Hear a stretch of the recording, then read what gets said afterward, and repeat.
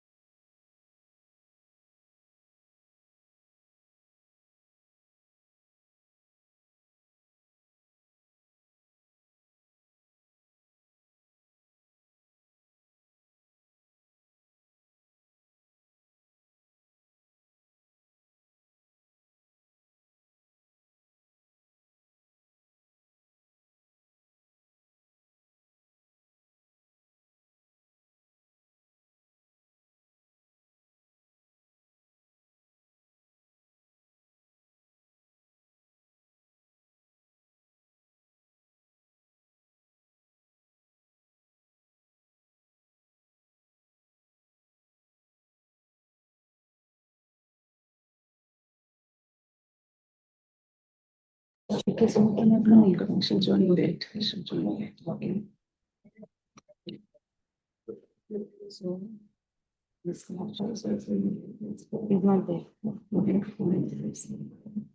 Who are those? So we have only Mahim today. And Dr. Kumar is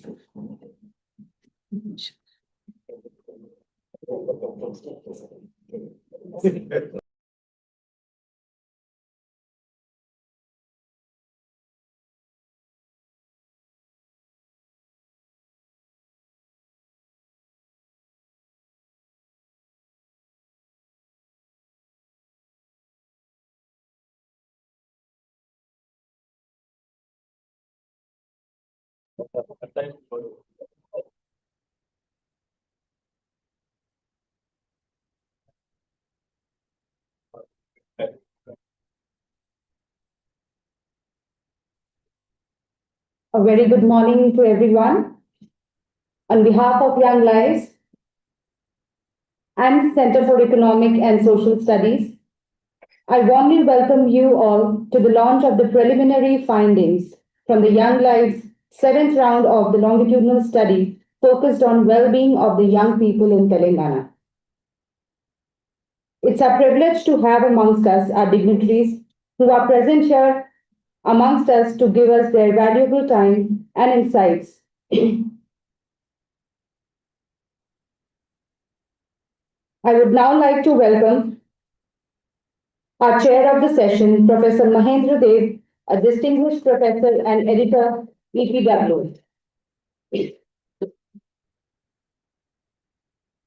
Professor Dev is the editor of the Economic and Political Weekly and distinguished professor at the Institute of Chartered Financial Analysts of India. He held various key positions in the past, such as the director of CESS and vice chancellor of the Indira Gandhi Institute of Developmental Research. I welcome you, sir. May I now invite Dr. Padmaja, the Chief Program Officer, National Health Mission.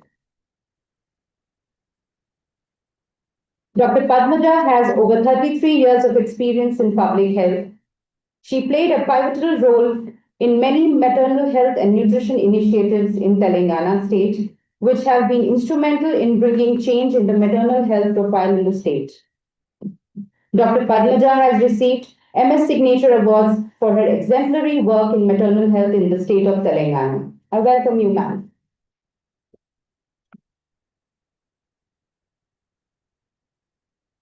I would now like to invite our experts and speakers whose insights have shaped this study and today's discourse. Dr. Renu Singh, the India Country Director of Young Lives.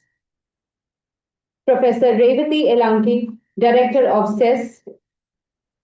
Dr. Prudvita Reddy, Senior Researcher and Survey Coordinator at Young Lives India. Professor Revathi is also the Principal Investigator of the Young Lives Longitudinal Research conducted in India.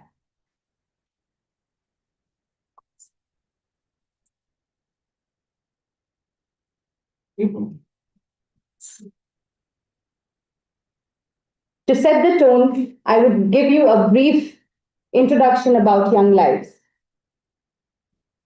Young Lives is a unique international study that has followed the lives of children across 4 countries for over 20 years, exploring themes like poverty, inequality, and development through a child and youth lens.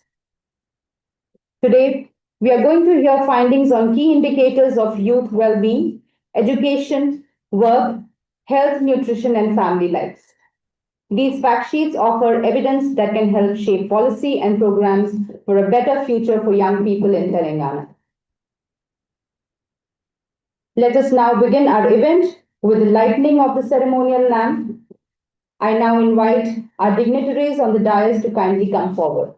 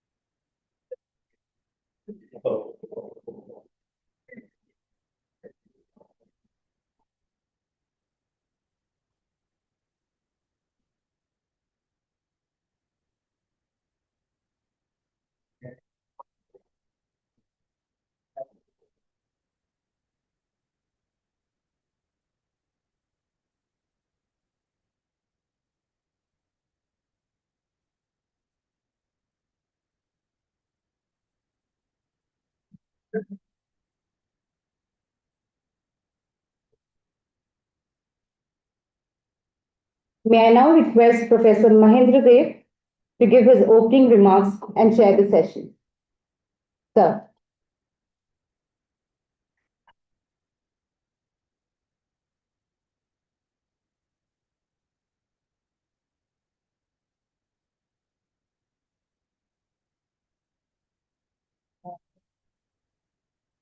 Dr. Padmaja, Dr. Renu Singh, Dr. Revati, Dr. Pradhika Reddy, in the audience, Dr. Mahendra Reddy, Professor Fatima Ali Khan, Dr. Sultania Khan, and all the participants. A very good morning to all of you. Thank you very much for inviting me to this function to launch the fact sheet on well-being of the young people in Telangana. There will be presentations on the sample design and the results of the fact sheets. So I'll speak at the end on this Telangana fact sheets in my concluding remarks. So on this occasion, I just want to share my experience on young lives longitudinal study, because when I was a director here during 99 to 2008, during that time, I think we had this young lives project. I was CESS director at that time. And even at that time, CESS was doing lots of field studies, including the World Bank research projects on poverty, which continued for several years. So I think in 2001, from Reading University, Dr. Ian Wilson, he came with some people to offer this Young Lives project to CESS. Because CESS was doing already these kind of studies. And as mentioned earlier, they wanted to have this project in 4 countries. India in South Asia, Ethiopia in Africa, Vietnam in Southeast Asia, and Peru in Latin America. In all other countries, they have it at national level. But in India, they wanted it at one state. Because India is a large country, and then after Reading University, after some time, it went to London School of Hygiene, the project, and then to Oxford University. And of course, that time DFID funded this project. I think country director was also appointed, Dr. Renu Singh, I think 2010 or so. Then the question is, when we went to the Reading University for discussions, then the question came, why combined state of Andhra Pradesh was given? Because the state had undertaken several economic reforms, and they wanted to see the impact on social sector, particularly on child poverty, and also for all the countries. MDGs was also the backdrop, the Millennium Development Goals, which were supposed to end by 2015. So they want to know how the children are growing up in 4 different countries, which are culturally distinct and have diverse political governance. So justification for Andhra Pradesh, another one is, of course, the population, because the other countries have similar kind of size with the Andhra Pradesh, the combined Andhra Pradesh. So we also, of course, discussed what is the uniqueness of this study that time in the Reading University and later. First one is the panel of children. Because if we see the NSS data, the unit level data also, large scale household sample surveys by the Ministry of Statistics. If you take unemployment or consumption and all, they are not same households. Whereas here, the uniqueness is that it follows the same children over time. So by collecting data on a range of topics, including health, education, social protection, labor markets, and all. Another uniqueness, of course, is the two cohorts of this study initiated in 2001-2. The first field survey was in 2002. So it was decided to have 12,000 children for all the 4 countries. And for Andhra Pradesh, combined Andhra Pradesh, we had 2,000 one-year-old children and 1,000 8-year-old children. First, when I was there, it was decided to track for 15 years. So I thought the project would end by 2017.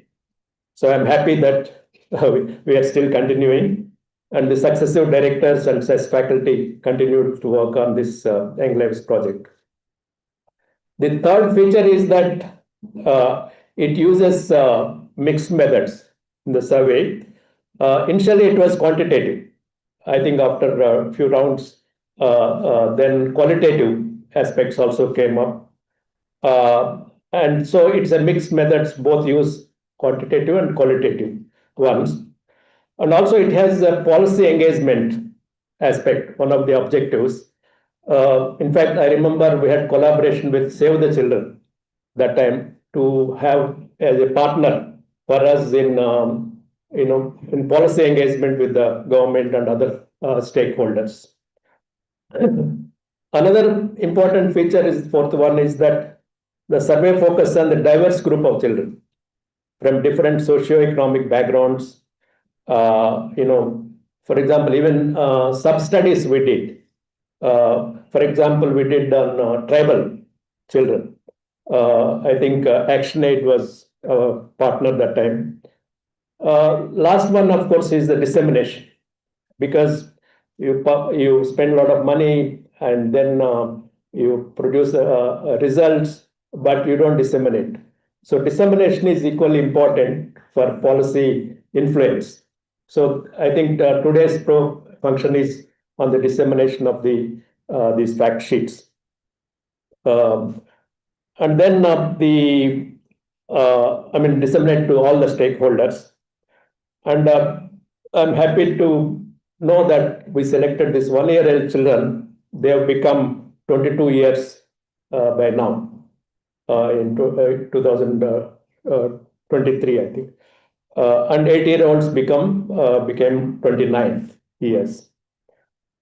So I remember some of the studies conducted under this project. For example, a study on malnutrition affects cognitive abilities of the child when she or he goes to the school. Learning abilities get affected. And similarly, they affect the labor market efficiency also. So when you're suffering from malnutrition, it has impact on the learning abilities as well as the labor market. And we also participated in the debates on whether we can improve nutrition, even if they are malnourished during the first 1,000 days, because first 1,000 days are very important. And so whether, even if they are malnourished, whether they can catch up the thing. And also there were studies on impact of public distribution system, NREGA, MG nutrition programs on nutrition. So to conclude, so these are my thoughts or remembrance of Young Lives longitudinal study. As I mentioned, we thought it was only 15 years, but I'm happy that they're continuing for even after 23 years. And the Young Lives project are aligned with the Sustainable Development Goals now, which are will end by 2030. I congratulate this project is in line with the SDGs. So I congratulate the Young Lives team for their great work over the years. And thank you very much.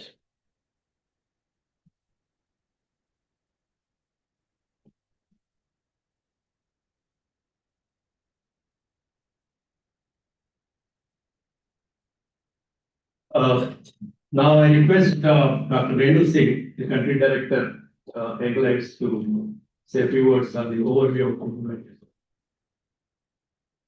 Oh. Yeah. Yeah. Yeah.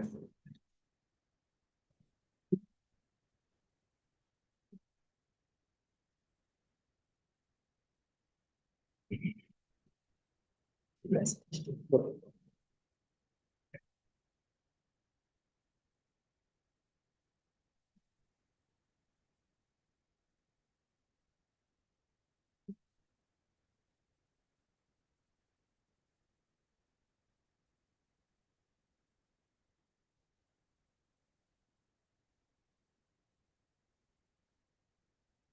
Good morning, ladies and gentlemen. Our chair, distinguished guests in the audience, and I think some of our colleagues who have joined us online as well. I'm really happy to be sharing round 7 findings with all of you today. This is like Professor Mahendra just said, this is 23 years of following the same cohort in what was once, of course, combined Andhra Pradesh. But what we are sharing today is all the findings from the state of Telangana. We have already done a dissemination in Andhra Pradesh. So we're really happy that we're able to share with you some of our key findings from the state of Telangana. We're just taking a couple of minutes, I think. Okay. I just share the screen.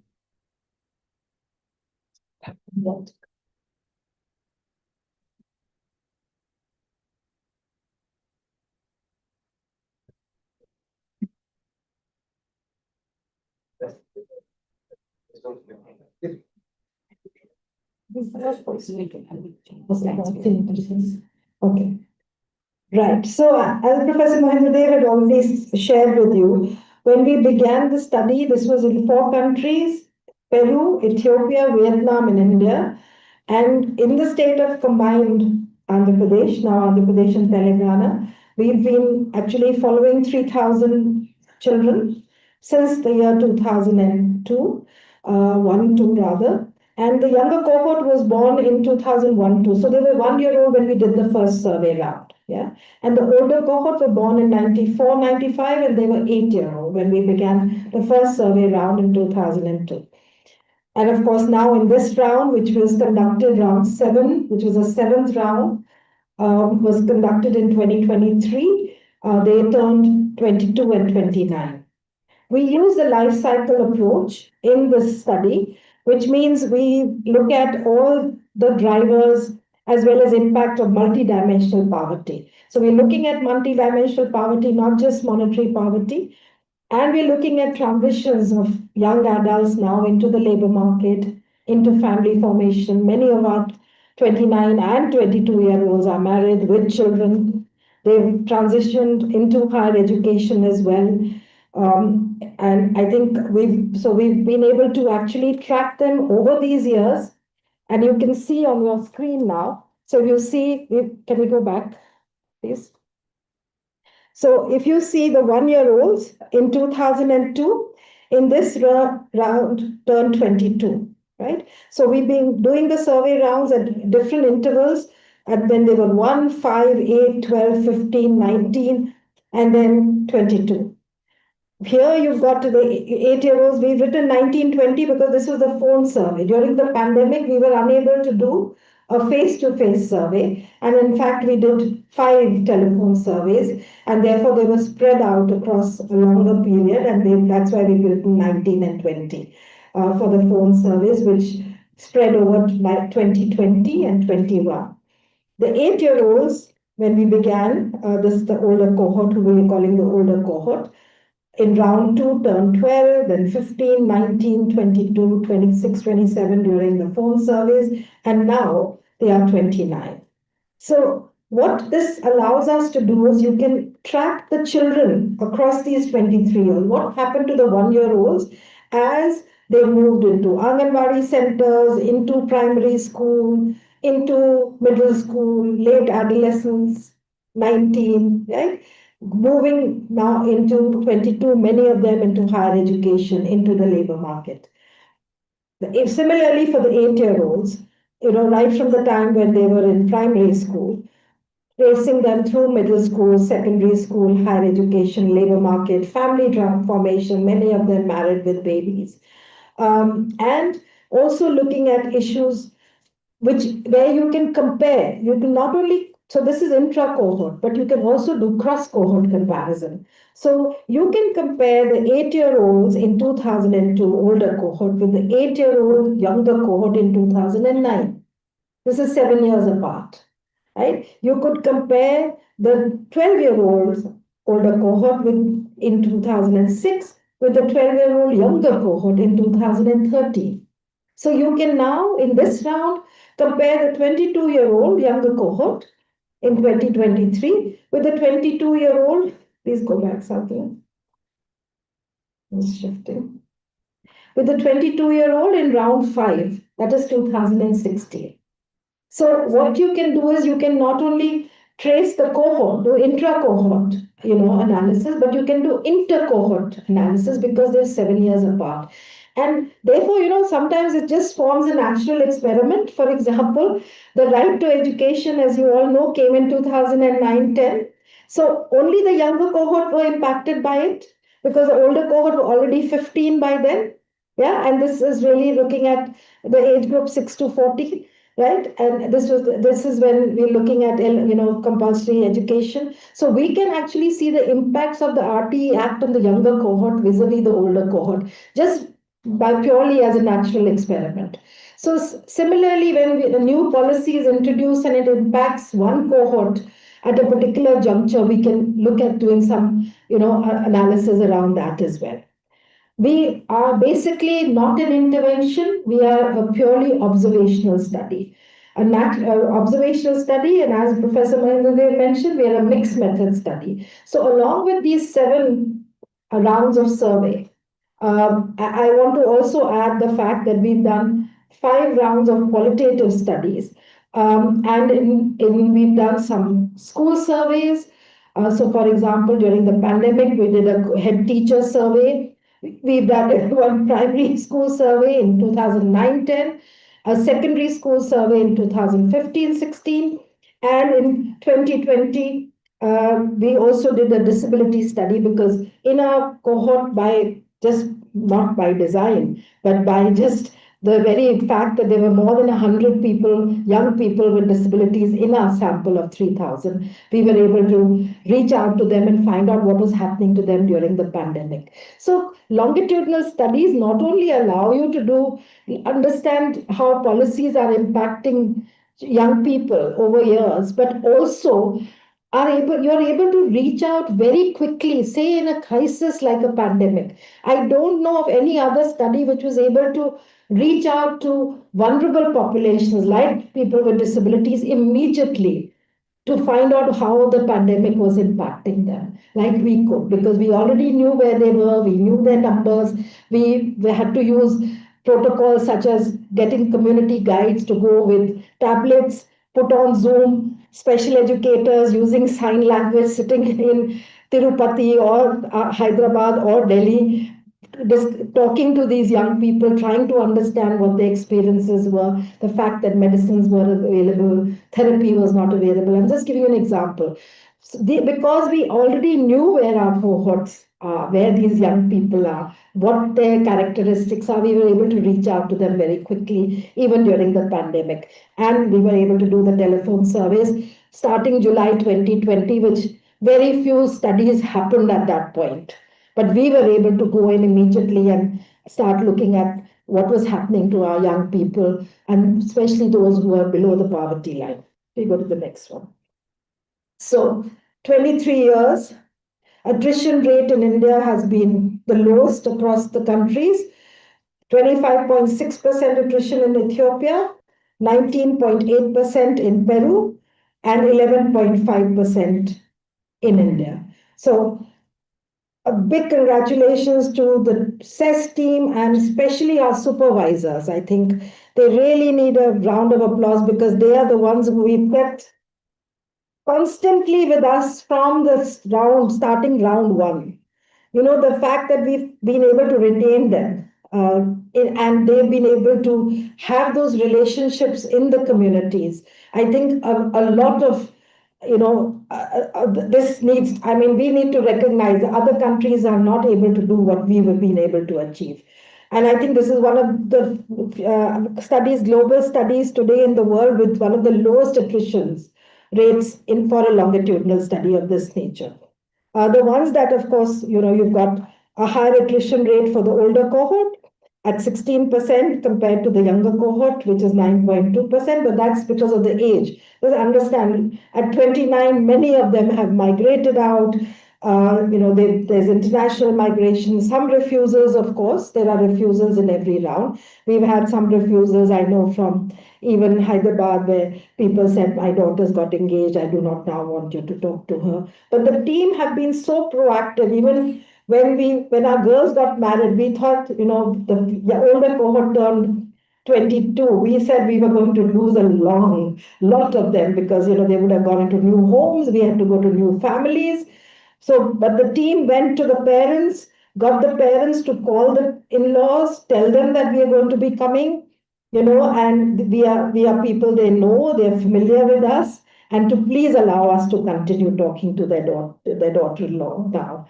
And we were able, therefore, it's not so easy to say that you were going to keep attrition low. You need to, I know the team has also been sending tickets to young people in Punjab, for example.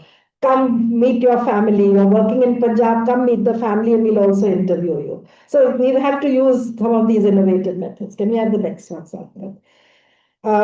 So yes, I think now if you look at round one, the younger cohort, this is for Telangana alone, was 705, which is reduced to 641. And the older cohort from 351 to 307. This is only the Telangana split. Can we go to the next one? So if you're looking at the combined, I'm just going to tell you, when you're looking at the male-female, the split, if you look at the gender-wise older cohort and the younger cohort, you're looking at the percentage now. Well, if we started with almost equal, but there has been a slight shift now. So 46%, you've got younger cohort who are the females and 52% amongst the older cohort, and it's just the reverse. There are more men in the younger cohort than the men. So anyway, that's the kind of split we have. Rural, urban, it still remains predominantly rural. Single, of course, there are very few older cohort who are now single, only 25%, and married, you've got almost 72%, just a very few, 3% who are separated. Just opposite at 22 for the younger cohort, where you still have a large proportion, who are still unmarried. We go to the next one. So just to end by saying, we started this, looking at this, study as being a study of childhood poverty, where we were looking at child level channels. We collect data on anthropometric measures, cognitive measures in every round, nutritional, stunting, etc., plus psychosocial well-being. In every round, we have looked at self-efficacy, self-esteem, a whole lot of other measures. At the household level, we collect data on wealth index, on livelihoods, assets, credit, insurance, risk burden, for example. How are they impacted by inflation, and as well as other personal household illness or death? What are the social resources they might have? But also at the community level, we have been in every round collecting data, looking at the growth, the demographic changes, climate events, political context, government policies. So there's a whole section on public policies, as well as looking at other social factors, changing social roles, etc. The idea being to actually understand the pathways, from childhood to transitions to livelihood and family formation, and looking at the intergenerational transmission of poverty. If we go to the last slide, Satma. So now, after Professor Mohinder Dev said it was originally designed as a childhood poverty study, but post round 5, we call it ourselves Young Lives at Work. And now, of course, we've done 2 more rounds after that, and we're following the SDGs. And our 4 core areas are health and well-being, education and skills, employment and skills, and family and livelihoods.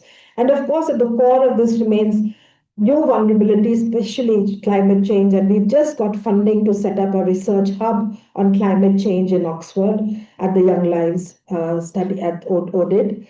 And we are hoping that we are going to get into this area. And of course, intersecting inequalities like gender, caste, etc., remain at the core of what we do.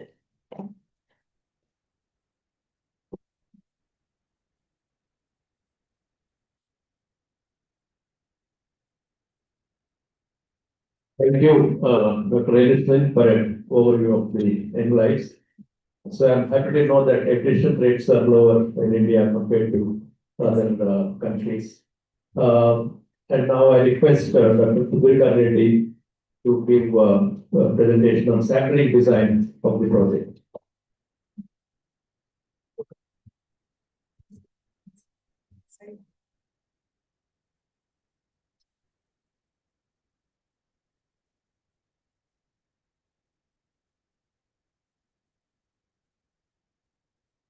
Okay. It's okay. Good afternoon. And most of this information has already been shared by the chairman and also Dr. Renu Singh. I will straight away skip to sampling design in Andhra Pradesh, how it was done and all these things. Okay.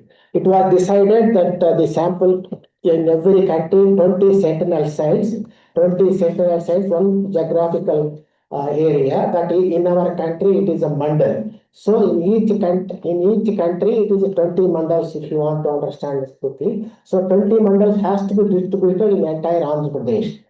Since it is why Andhra Pradesh has been selected, already been shared by our chairman. So 20 sentinel sites has to be shared in each region. You know that these then Andhra Pradesh having 3 distinct regions like coastal Andhra, Rayalaseema and Telangana. Now state has been divided. So they thought to distribute this sample equally among these 3 regions.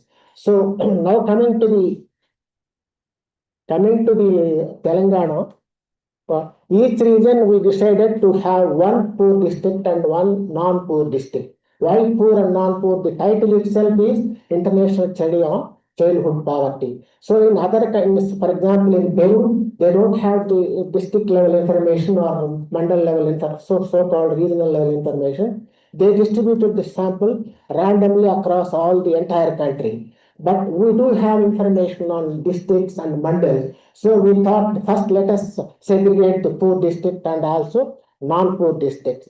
To have that poor and non-poor district, we thought we have the information on economic sector indicators like per capita income and also gross irrigated and also urban population. Similarly, on human development indicators like SC/ST population, female literacy, infant mortality rate, and then infrastructure development, road length, number of hospital beds, and all this. We do have this information, and we have given each rank to each of the sector and then combined. While combining we have given some weight. For example, for human development indicators, we have given weight of 40. Economic indicators, we have given 30, and infrastructure have 30. So like that, we have aggregated indices and arrived a poor district and non-poor districts.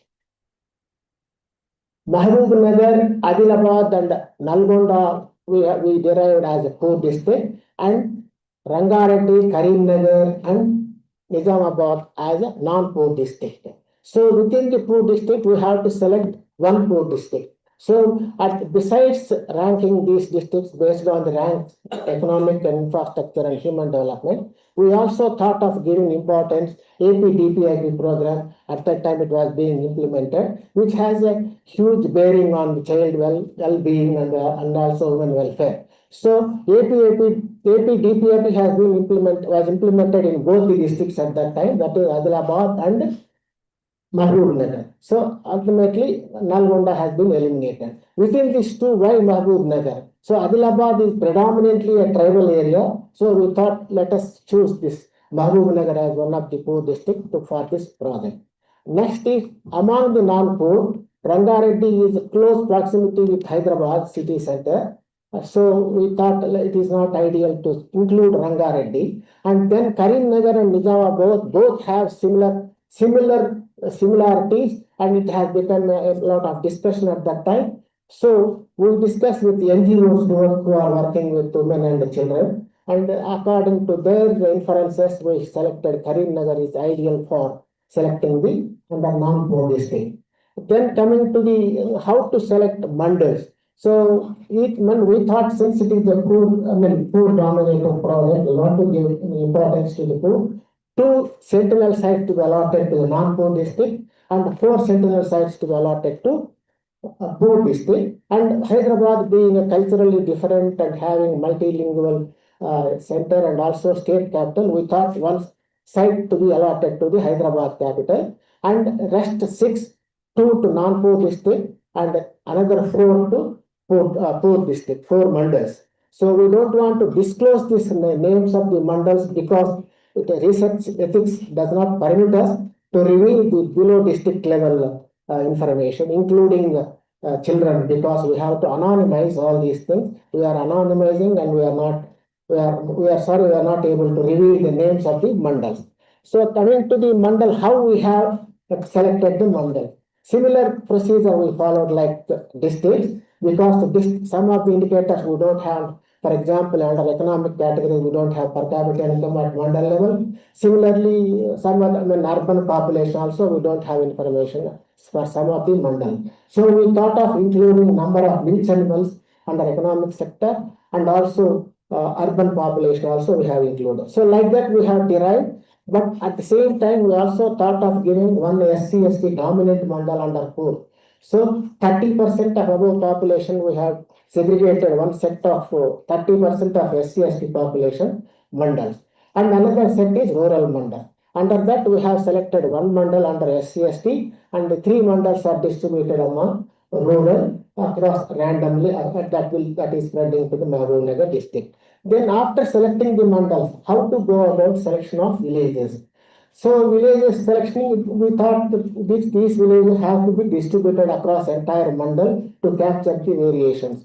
So luckily we do have the census codes that are having location specific codes. So for example, each mandal have 20 to 30 villages.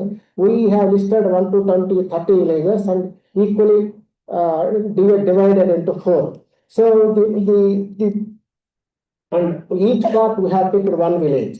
So that way 4 villages. Why 4 villages? At that time we have census data information of 2001. So 2% of the population do have 100 can get 2% of the children's population of 1 year old is there. So to get 100 1-year-old children in a sentinel site in a mandal, we should have at least 5,000 population. 5,000 population means we have to select minimum of 4 villages, assuming that each village having at least 1,250 population. So there are cases where we didn't get sufficient number of children. So we extend the number of villages to 4 or 7. In some of the cases, 7 villages we have selected. So this is the criteria how we have selected. In case of urban, wards are becoming a village community. We have derived the wards as a community. So next, after selecting the children at the villages, so how to go about identify the 1-year-old children and 8-year-old children. So ultimately we have to do a census survey. That means we visited every household in the village and identified with and noted down whether this household is having 1-year-old children or 8-year-old children. 1 year means 6 months to 18 months, and 8-year-old means 7.5 to 8.5. If the same household is having both 1-year-old and 8-year-old, we decided to include only 1-year-old child because we require 100 children in the mandal and only 50 children for 8-year-old. Then this is already, Renu Singh has already shown this. I only added this arrow mark. Here you see, for example, in 2002, our 1-year-old, 1-year-old and 8-year-old in the same villages, in the same community.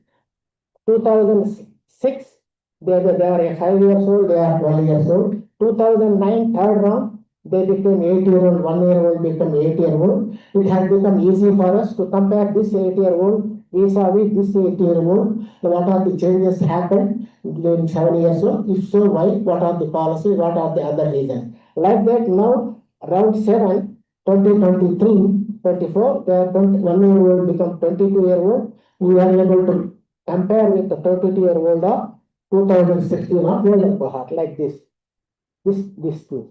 So, as Renu Singh has already informed, not only inter-cohort comparison, but also within the cohort, we are able to compare age-wise, for example, 12 years or 15 years or 22 years or 22 years for older cohort, 22 years, what was the stage, and 29 years, what was the stage. Then coming to the fact sheets.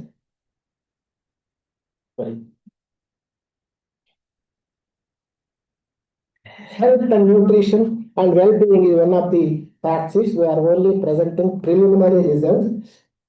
Details can be worked out by the researchers by using the data. Just these are the descriptive statistics only. For example, what are the items we have included in this fact? Malnutrition, that means double burden of malnutrition. Not only this malnutrition we have compared inter-cohort, but also intra-cohort also we have compared, and then also food consumption and dietary patterns. Under mental health, we have seen the stress, anxiety, and depression.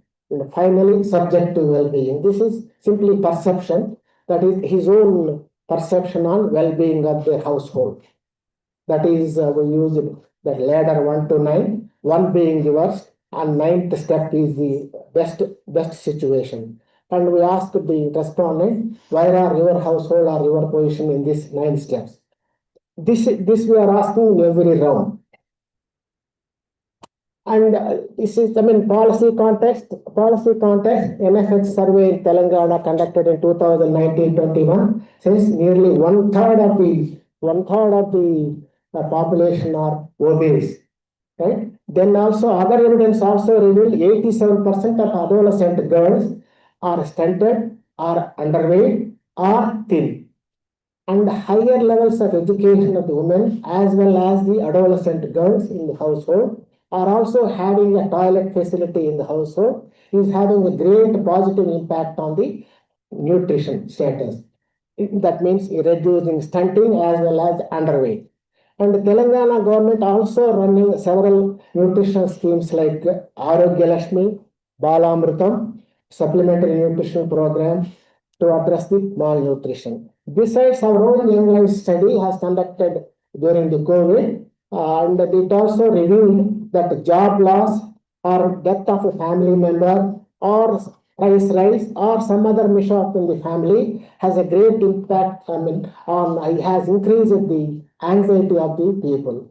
And also another study also revealed that anxiety levels among women were higher than men because of their increased burden on household chores as well as child care responsibilities. Under this, what are the methods we have used to arrive our results? So, round survey data is collected between August 23 to January 2024. Out of 1056 respondents who were initially selected at the time of 2002, we could be able to contact 948 respondents.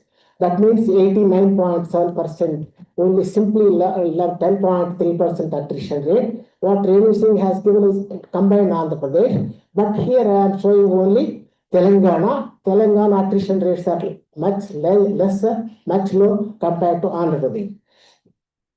Participants who are entering in round 7, that is 948 participants whom we have contacted, their information has been alone used for assessing the round 6 or round 5 or round 3 situation, because we have not taken average of those respondents, but only we have taken the average of these 948 respondents.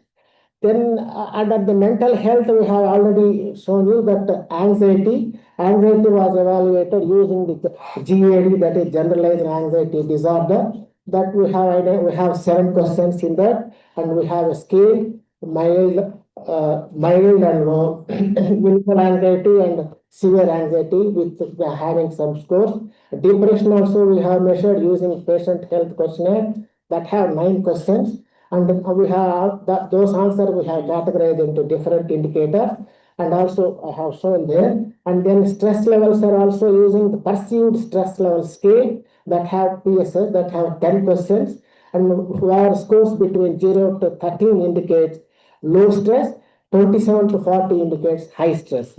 Again, cardiovascular risk has also been assessed by us by using, as a social scientist, we have measured the abdominal by a simple tape. So that means that values greater than 88 cm for women, they are prone to cardiovascular disease. And doctors may not agree, but we can't do more than this. And for men, 102 cm. If they are more than that they are prone, just they are only indicating they are prone to cardiovascular risk. Then our results shows, that is 7th round result, that is underweight coexist with obese or overweight, right? This is much more in younger cohort compared to older cohort. Younger cohort were 22-year-old, older cohort were 29-year-old. Underweight is higher amongst the older cohort than the younger cohort. Underweight also another malnutrition indication. This is higher among older cohort than the younger cohort. However, a steep decline from 22-year-old, from steep decline in the case of older cohort, that is 30% of the 30.6, for example, 31% were underweight when they were aged at 22. That has been declined to 14% at the age 29, some improvement. On the other hand, overweight or obese increase over time for both the cohorts. This is a great concern. In both the cohorts, higher percentage of women are underweight and at age 29, and 39% of men and 32% of women are overweight or obese. Again, at age 22, higher prevalence of underweight participants in socially marginalized groups, and also wealth point and lower bottom decile individual household. Then similarly, there is higher prevalence of underweight for rural people and among women. Vis-a-vis urban counterparts, they are obese, and also wealthier households are also obese. Of course, this I am repeated. A significant changes in the lifestyle coupled with unhealthy dietary practices, reducing the physical exercise, as well as consuming more cool drinks or sugary products and all this. We will show you next slides. Is the reason for obese and all this. This is underweight. The left side is underweight, right side is overweight, and the dark one is older cohort, and the light blue is younger cohort. That means different age groups, different ages, how much percentage are underweight, how much percentage are overweight, we have shown. For instance, underweight, here you see at the age of 12-year-old, older cohort were only 35.3% were underweight, as against nearly 40% of younger cohort at the same age. Similarly, at the age 15, 32 and 30.8%, 22, 30% and 29%, and at the age of 29, older cohort, that means recently 23, 24, they are still 14% are underweight. At the same, on the other hand, again, overweight, same 12, 15, 22, overweight is increasing year-wise for both the cohorts. That is why we call this a double burden of malnutrition. Again, here you see the nutritional indicators of younger cohort at age 22, that's only younger cohort we are showing here. By socio-economic groups, SC, ST, BC, and OC. You see SC, ST, BC, SCs are more underweight, SCs are more underweight compared to OCs or other well-to-do categories. Again, well to the bottom percentile, nearly 36% are underweight, as against only 22% of top percent at the economic level of people. Similarly, if you come into obese, in the reverse situation, here SC, STs are low obese, whereas BCs and OCs are higher percentage people are obese. Similarly, top tercile people are higher percentage of top tercile participants are obese. Then dietary diversity, as I already told you, there is a change in the lifestyle and dietary practices. These are the practices, a marked improvement in the consumption patterns. That is the 5 food groups. 5 food groups are grains, pulses, eggs, dairy products. Like that, there are 10 groups who have collected the information. Out of 10, more than 5 products, who are consuming more than 5 products, we have that a lot of improvement among the younger cohort compared to the older cohort at the same age. 41% of 22-year-old Wesley women are consuming more than 5 food groups compared to 18% of OC women. A lot of improvement at the age of 22 in 2006. That is much higher improvement amongst women, that is 23 percentage point compared to men. That means women are also more diversified food, more than 5 groups of food. An increase in the consumption of more than 5 food groups is also seen among other socio-economic groups, not only this thing, but also all socio-economic groups. But SCs are still lagging compared to other social groups. Within the older cohort at ages 22 and 29, gender disparity has decreased in the consumption of food groups, but it is still disfavoring women. Food diversity and fatty foods plays a significant role, as I already told you, as a contributory factor to overweight or obese. Cardiovascular risk increasing among youth. We are also seeing that more among women. A dietary pattern shows that the smaller proportion of young adults consume vitamin A rich fruits, that is papaya, mango, grapes, and watermelon, and vegetables and eggs, while majority consumed carbohydrates, grains, and vegetables. The diagram next will show the dietary pattern of more than 5 groups. Gender disparity we clearly see. Gender as well as health groups comparison between younger and older cohort. Again, here we are seeing these are the 10 groups of food groups. Older cohort and younger cohort using at the age of 2023. Older cohort were 29-year-old and the younger cohort were 22-year-old. See, grains, almost everyone is eating grains and carbohydrates. Pulses, more than 50% are using. Dietary products are also more than 3/4 of participants are using dietary, that is milk and milk product, dairy products. Sorry. Meat and poultry only around 1/4. Eggs are also around 1/4 of the participants are consuming.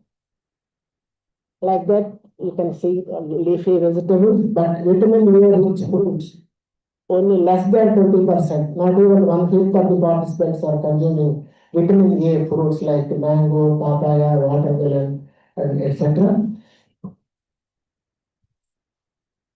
Then mental health. Mental health is also a great concern for us. At the age 29, 21% of the older cohort exhibited symptoms of anxiety, 17% depression, and 71% moderate stress at the age 29 itself. And again, at the age 22 also, youth are showing these symptoms, rather little lower figures. 15% of younger cohort showed both symptoms of mild anxiety and depression, and 68% moderate stress. Both men and women reported lower levels of anxiety and depression than during the COVID period, because we already, Singh has already informed, and I also repeated, that COVID period we have conducted a telephonic survey. In that we have also asked some questions to measure these anxiety levels. If we compare the anxiety levels for COVID period, 23-24, that levels has declined. And coming to the diagram, you see men and women. Dark line is at least mild stress, mild anxiety, and the lighter one is at least mild depression. These are 21 COVID and 22-23. COVID period is 2021 and recent period is 2023. Then subjective well-being. This is a perception. I already told you we have used the ladder 1 to 9 steps and asked the participant to intimate in which step your well-being is in your household. So on an average, subjective well-being both declined during the pandemic time, both younger cohort and older cohort showed that their wellness has declined. And then on an average, younger cohort at age 22 perceive that they are in, as of now, 23-24, step 5.1, compared to the 4.9 at the same age by the older cohort in the year 2016. Significant differences also we have seen in their perception between socio-economic groups. This line diagram shows at the age 12 that dark line is younger cohort and the light red line is older cohort. If you see 12, 15, 19, 22, their perception is increasing, but only pandemic it has declined. Similarly, for older cohorts, the pandemic level that declined to 4.4, then again gone to the 5.0. Coming to the conclusions and way double burden of malnutrition, that is underweight and obese suffered by the youth, suggests that improvement in nutrition and healthy lifestyle to achieve the SDG 2.1. Incidence of underweight is associated with early life inequalities, such as participants from a socially disadvantaged class, rural areas, and those with mothers with less education. Overweight or obese is also associated with from socially advantaged group, urban and economically better off. This suggests that targeted policy initiatives underweight, overweight or obesity and their consequences will become even more problematic for youth as they age. Young people from historically disadvantaged classes shown higher levels of symptoms associated with the stress, anxiety, and depression. It reiterates the importance of public policy to address inequalities that originate in childhood and continue into adulthood. The results emphasize the need for comprehensive policies that promote gender and food diversity, regulate the consumption of unhealthy foods, and enhance access to healthy food while promoting the healthier lifestyles. Thank you. Thank you, Vithal Reddy, for giving sampling design and also findings of the on health and nutrition. Now I request Professor Wesley to present on findings on education and also work.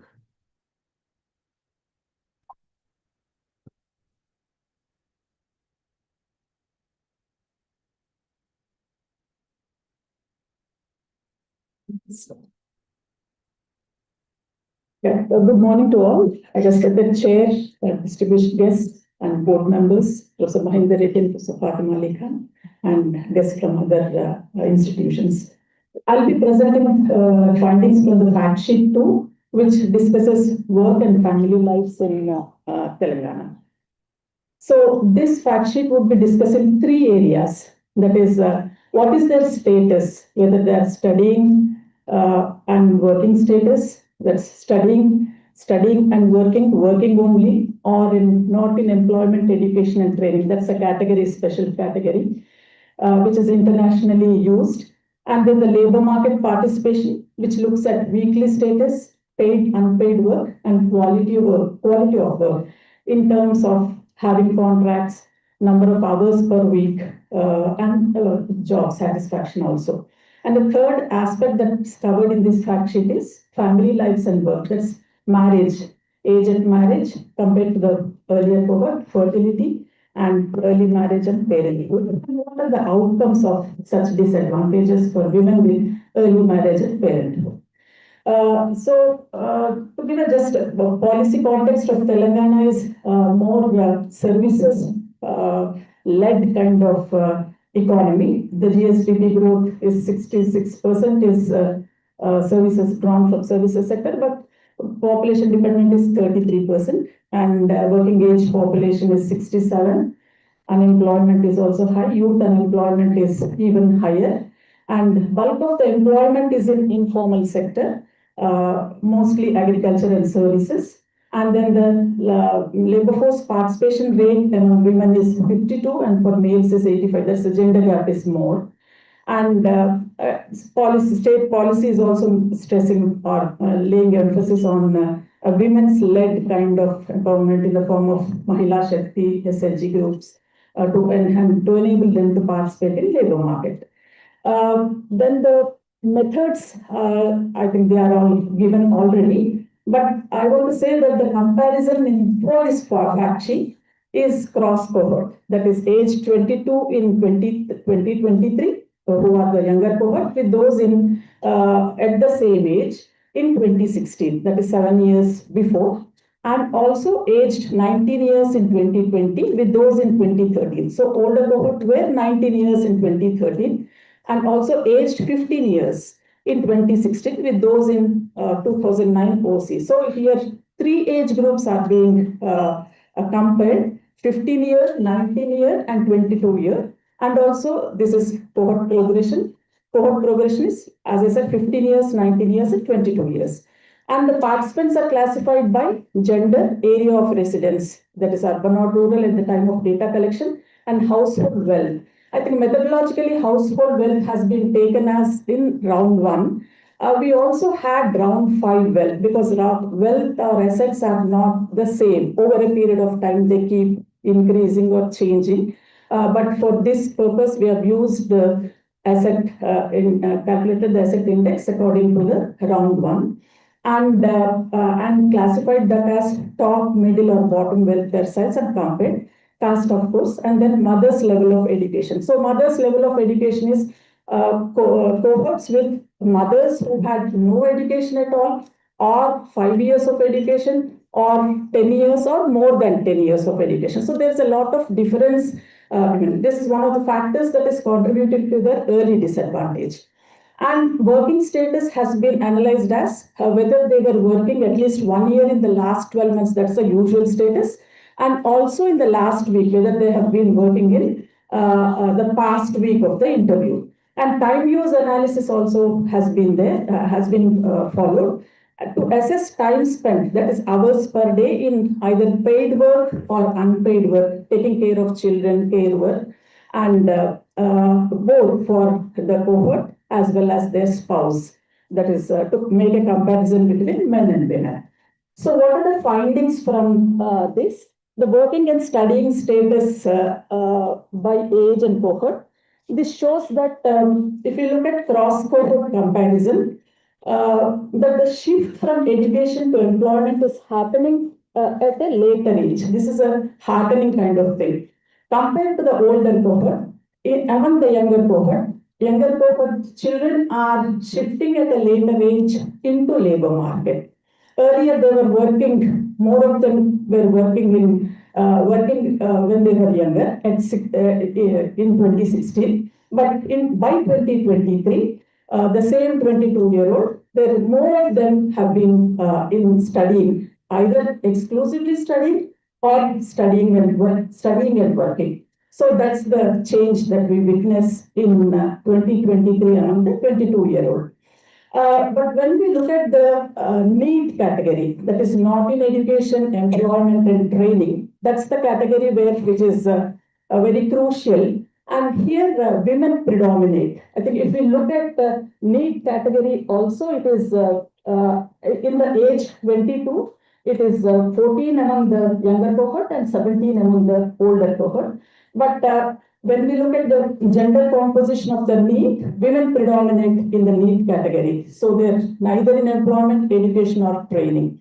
And what are the reasons for being in need category? It's not shown here, but we have analyzed those reasons. For women, it is mostly childcare. 73% of the women said that it is childcare that is keeping them in the need category. And for the men, it is preparation for a job. I think mostly they are preparing for group exams or job, and then that's how they are they fall into that particular category. So this is the transition for younger cohort is later into work. So that's the heartening thing from this slide. The employment, that's the last week, and the type of employment, if you look at that, 59% of the younger cohort at age 22 and 78 of them are working in last week. So more of them are of older cohort are working. So what is the employment status of the older cohort? That means across all wealth, 3/4 of them are working, have work, and the majority work in non-agriculture sector. So non-agriculture sector, more of them in urban work in non-agriculture sector. That's the usual thing than compared to that of the rural. And women are more in agriculture compared to that of men. So these are the characteristics of the older cohort employment. More women in agriculture and non-agriculture, majority of them are in non-agriculture. And but the status, if you look at the status of employment, in terms of written contracts or working hours, and we see that there are poor quality jobs, no written contracts, and then only 45 of 29-year-old worked on written contracts. 40% worked more than 48 hours per week, and job satisfaction also 59% reported not satisfied. So most of the employment is into the informal sector with poor quality jobs. That's what is coming out of this. And then the gender gap in employment and unpaid work. So the gender gap in employment is for younger cohort is 32%, and for older cohort is 31%. But this gap has widened for older cohort in 2023 by 36% compared to that of the. So therefore, even though more women have gone into paid work or employment in 2023 among the older cohort, but still the gender gap has persisted. So that's what is the third point shows. Employment for older cohort women improved over time by 15 percentage between 16 and 23, but still gaps persist. Then what is the other important area of gender gap is unpaid and care work. That is in terms of hours spent per day. So who are spending what? How many hours are being spent in unpaid and paid work and unpaid work? So around the 22-year-old, they spent 4.3 hours more per day than men on care work. This is all about care work only. And even employed women spent 3.9 hours more than men. And then the gender gap for 22-year-old in 2016 was larger at 4.6 hours. So even for the 22-year-old, the gender gap was 4.6 hours. Was larger. No, gender gap for 22-year-old in 2016 was larger compared to that of the recent time. And time spent on care work increased for YC men. So what is the change that we can perceive from this is that younger cohort men have spent more time in care work. compared to the older cohort men. So that's the heartening thing where men are trying to pitch into the care work also. But women almost spend same hours.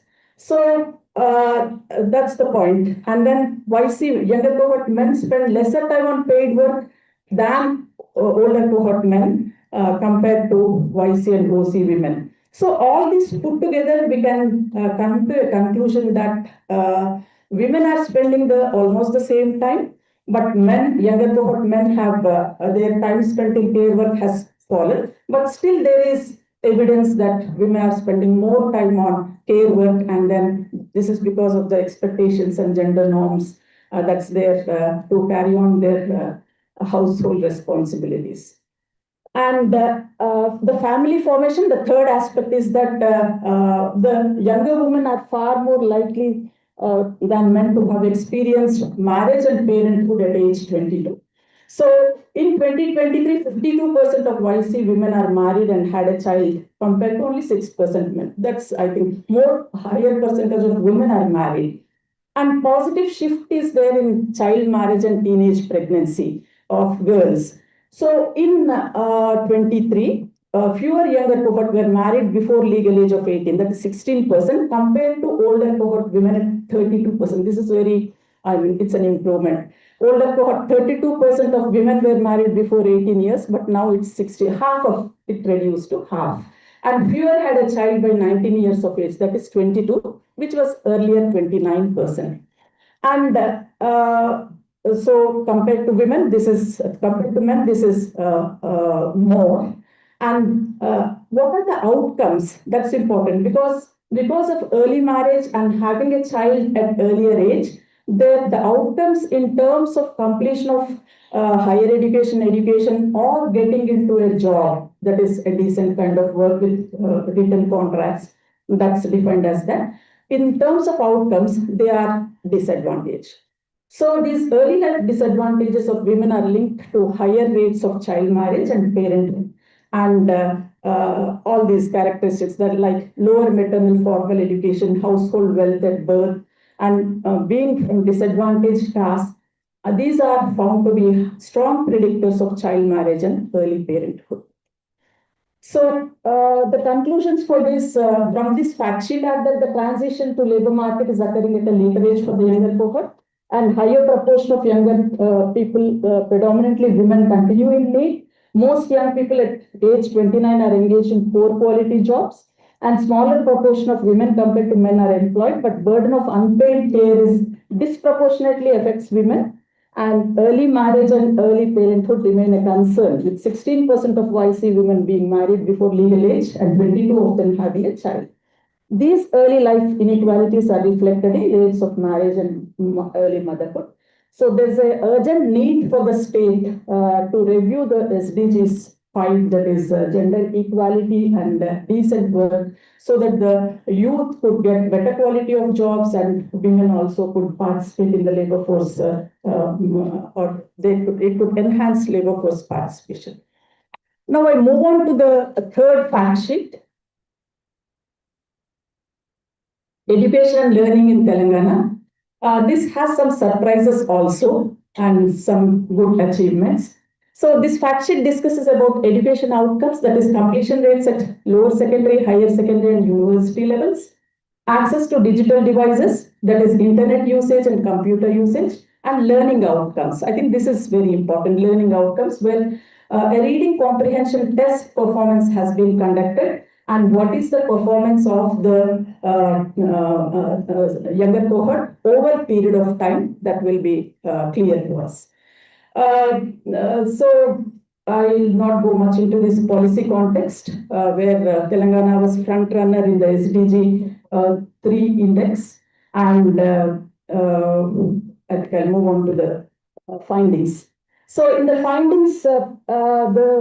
findings show that education outcomes at the secondary level, that is lower secondary is grade 10, higher secondary is grade 12, and completion of higher secondary normative age, that is a given age of 17, 18, those have shown significant progress. So these completion rates are good. But percentage of 22-year-old ever enrolled in university also increased notably. So ever enrolled in university also increased. And clear shift to STEM, that is science, technology, engineering, management, has happened between these 7 years. And the gender gap is that older cohort gender gap was wide, particularly at university level, but among the younger cohort gap narrowed. But one has to say that there is no significant difference between men and women. So almost it's, though there is some kind of a variation is there, but it is not significant. And as in the case of earlier also, the early life inequalities in university enrollment has been found in 2023 also. That is by wealth. If you look at lowest, bottom and top tertile, university enrollment is 38 versus 66. Location, that is rural and urban, 43 and 65. Social category here, SC is at the bottom level than ST. And then compared to SC and OC is 42 vis-a-vis 68. And no maternal education. Cohorts with no maternal education are completing university or university enrollment 37% only vis-a-vis 79 of those having mothers with 10 years or more education. And women experience child marriage and motherhood, 7% only could enroll in university versus 55%. So these are the predictors of educational outcomes by and large. And the education attainment of 22-year-old is, these are disparities across wealth tertiles in education in 2023. That's the same thing that I've said, but higher secondary 69 vis-a-vis 54%, university 66 versus 38 in top and bottom tertiles. The positive aspect is that over 7 years, completion rates in higher secondary and university improved among the bottom tertiles. I think the bottom tertiles are progressing much more at a more rate of growth compared to that of the top tertile. So one can see that at the top, there is not much improvement over 7 years, but among the bottom tertiles, one can see a great improvement in enrollment at all levels, secondary, higher secondary, and university level. Then moving on to the second aspect, that is access to digital. We have looked at what is the internet and what is the computer usage. So internet penetration has been looked at frequently using internet, but it has expanded considerably over 7 years from 80 to 90% 22-year-old using internet frequently. So there is not much difference in use of internet across socio-economic categories and rural urban also. So everybody is almost 80% of all sections are using internet. So, but not in the use of computers, there is not much progress. Within same wealth group also over time, the gap between top and bottom tertiles in 23 is 26 percentage points. And then the gender gap in use of internet is more among older cohorts. So there is, even in 23, among 29-year-old, women use more or less of internet, while it is lower at 21% among the younger cohort. So the gap between ST and OC in older cohort is wider than in the younger cohort. So these findings show that the 22-year-old are using internet frequently with not much variations across socioeconomic. That's coming out regarding the internet. But use of computer is not that much there. This is the interesting point, that is the learning outcomes. So how it was done is that this is only for the younger cohort at 15 years and 22 years. So that means in 2016 and in 2023. 2016 they were 15 years, 2023 they are 22 years. So they have been given the same passage and to read the passage, comprehend it, and answer some questions on the passage. So the questions are the same in round when they were 15 and when they are 22. So the percentage of cohorts who answered correctly, that has been assessed whether there is any improvement in the test performance. So overall, we found that there is no improvement. So if we can see the last bar, it is 42 and 42 only. But across socioeconomic categories, there is certainly a difference. Like decline among SCs is more. SCs, it was 40 earlier, it declined to 37. Among STs, it has increased by 5 percentage points. It was 37 in the when in 2015, 42 now. And BCs, of course, only 1%, OCs 1% fall. So, social categories show difference in performance. And if you look at richer and poorer terciles, still there is 11 percentage points in 2023 only. And so what is coming out from this is the rural, the poorer SC younger cohorts in 2023, they have performed poorly vis-a-vis their counterparts. So I think we have to lay more emphasis on the quality of education that it shows. So the conclusions and way forward for this is that the universalizing of lower and higher secondary education, that is good, yielded substantial gains. But disparity in education attainments is pronounced for women with socioeconomic and early disadvantages, like early marriage, early parenthood, and with mothers with lesser education levels. And then the digital divide in use of computer is across wealth, gender, and SC/ST, and women experienced early marriage. And decline in reading comprehension outcomes indicates a disconnect between years of schooling and learning. So, though attainments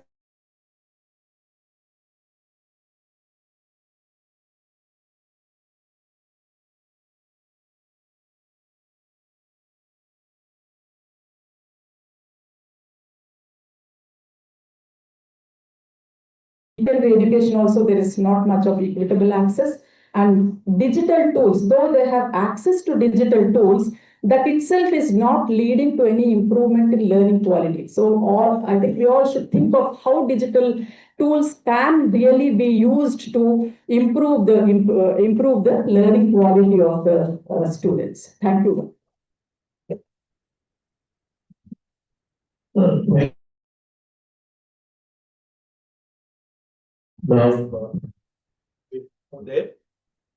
Sure, I just wanted to make a quick announcement. I'll just make an announcement. I just want to make a quick announcement that our Honorable Chief Guest is going to join us shortly. So if we could just wait for 5 minutes and then we will release the fact sheets. So meanwhile, may I request our dignitaries to please come on the dais?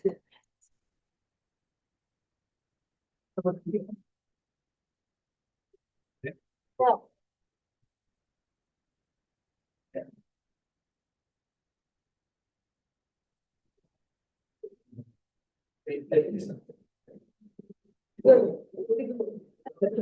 a break up. Yes, we can do it.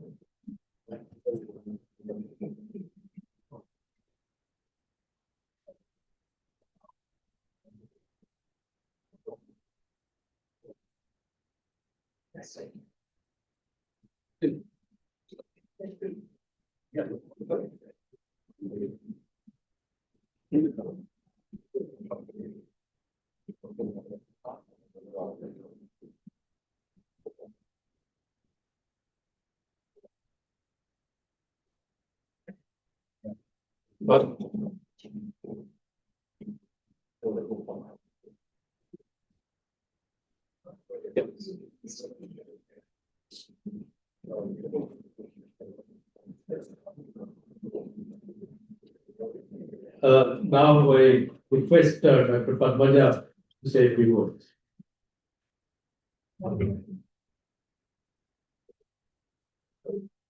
Go ahead.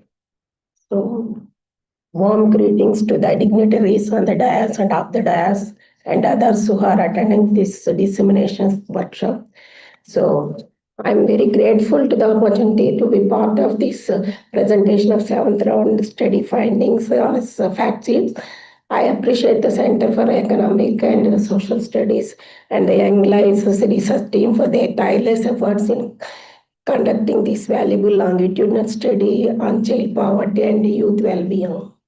So as I see, the synergy between the health and women and child welfare departments is noteworthy, and the importance of interdepartmental convergence is very clear here. So the Young Lives study findings align with the concern outlined in the National Family Health Survey 5 and a comprehensive national nutritional survey. So this highlights the importance of focus areas. So mainly they have targeted a double burden of malnutrition among children and youth with both overweight and underweight issues is concerning and shows gender and geographical disparities with a pressing need for addressing anemia as well as their impact on motherhood. For this, we are doing so many interventions. We are mainly focusing on adolescent health. So adolescent health is very much important, and as a future mother, she has to take care of her health. So for this, we are distributing weekly IFA, iron folic acid tablets in the institutions, educational institutions, and we are conducting adolescent health clinics, and there we are encouraging the children, adolescent girls and boys also, and we are motivating them for this nutritious habits and then good behavior also. And we are also focusing on mental health issues also. So the mental health issue is a major concern, and health department has already taken measures. So for this, we have established mental health clinics in all the districts, and one Telemanas is also going on in our state, and it was established by the central government. But whenever we call from any place of the state or any state, they'll connect it to the concerned state, and you can talk to the people. It is established at Eragadda Mental Hospital, and 6 people, psychologists and psychiatrists, and then some counselors are placed there, and then you can call them, and you can take the counseling as well as the guidance of them. And for the treatment part, they will mobilize you to the district mental health clinics.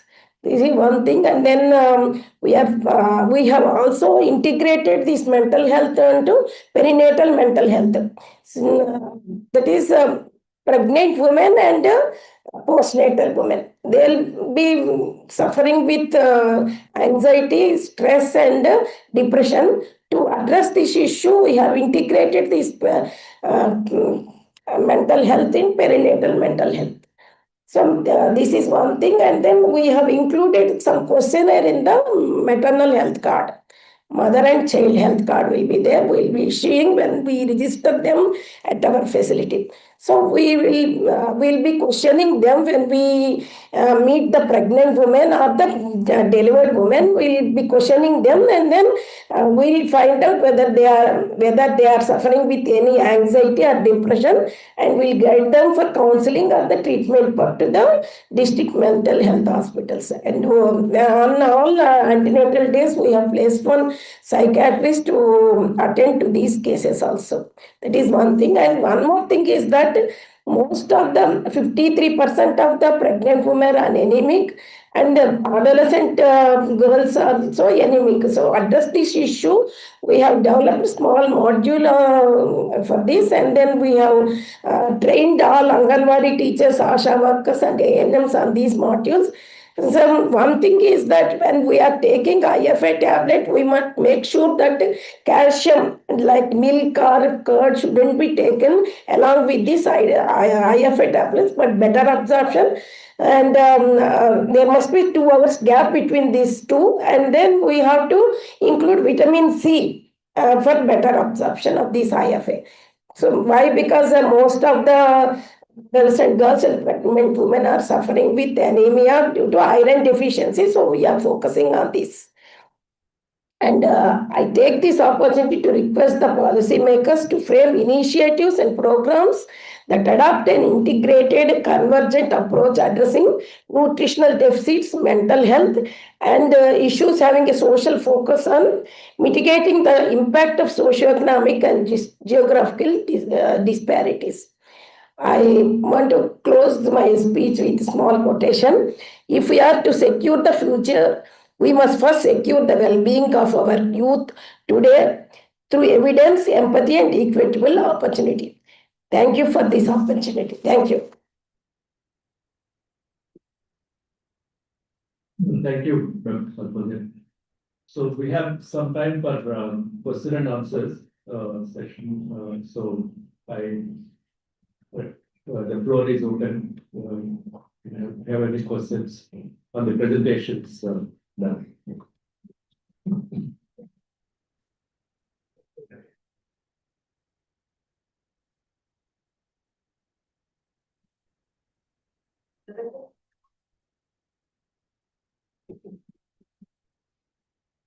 Yeah.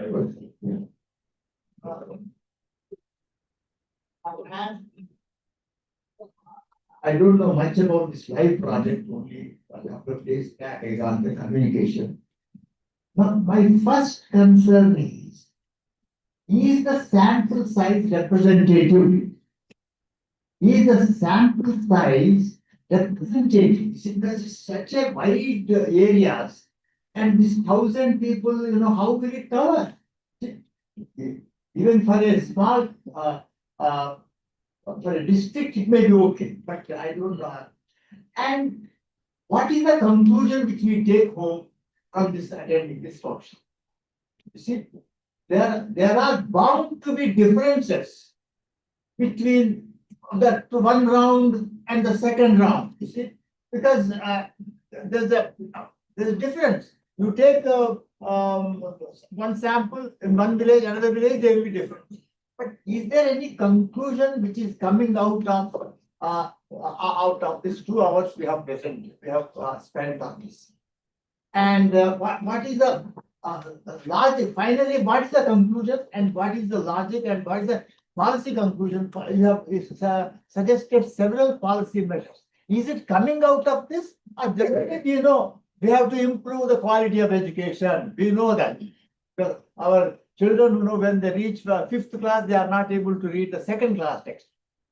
So I think some comments. Thank you very much. But I am very happy. The presentations were excellent. Thank you.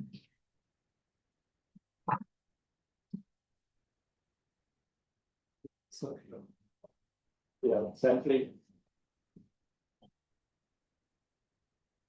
So on sampling the Pradikar, I think that time we discussed, I think Ian Wilson also, a statistician. I think 2,000 for the younger cohort and 1,000 for the older one. We thought that combined state it was okay. 3,000. 3,000. So yeah. But sir, combined state it is 3,000, right? But you have to also understand that this is a panel study. We are examining and we are following the same children, how their lives have been changed in terms of education, health, and nutrition, not only a life cycle approach. So for that panel and longitudinal studies, sample size will not be much, right? Since we are following the same children, how they have behaved over time. And most of the national survey, whatever results we are presenting here, they are almost similar to the national level sample result. In terms of education or in terms of health or nutrition, in terms of funding, everything, almost it's not exactly, but they are resembling.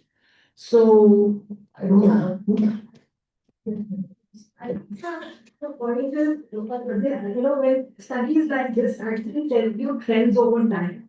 Unlike the other sample surveys which do not follow the same cohorts. And we do have, NFHS coming out with different sample households. Here you are looking at what is happening to the same households over a period of time. And I think that's a critical part.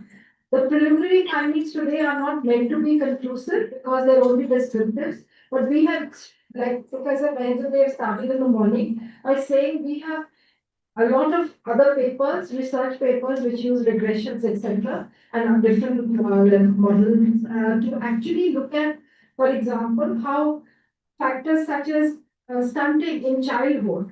We found that the first 1,000 days are important, but this study clearly showed up across 4 countries. And the good news is because we have data from 4 countries. All 4 countries' data showed that actually there were catch-ups even after the age of 5. I'm giving you one example. Now, many people at that time laughed us out of the room when we said that. They said, why, everybody's focusing on the first 1,000 days. Why there are no catch-ups after that? But our data clearly showed, and today, if you see the literature today, it is now talking of catch-ups. So we were the first ones, for example, to start that dialogue. And larger studies then took this upon themselves. I'm not going to say that we are going to give, path-breaking news, but another very important signal that came out in 2009 when we looked at the 8-year-olds, compared them with the 8-year-olds in 2002, the younger cohort, we found that while 44% of them were in private schools in 2009, this was only 22% in 2002. Same communities. We were the first ones to say, we need to start looking at what is the shift to the private low-fee charging schools. And we did a survey after that. So I think what has happened is a lot of the findings are what give you alert signals, and also prompt you to take on other studies.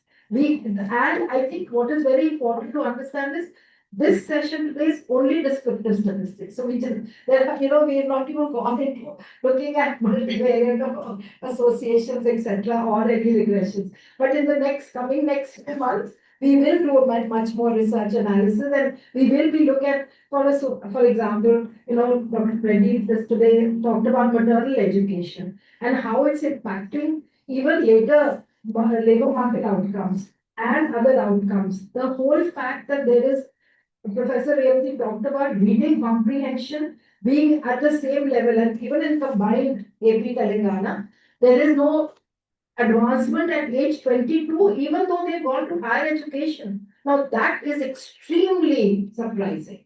Everybody talks about learning levels at foundational levels, primary levels, not being grade 8, 8-year-olds not reading at, 12-year-olds not reading at age 5 level. But hello, these are people who've gone to higher education.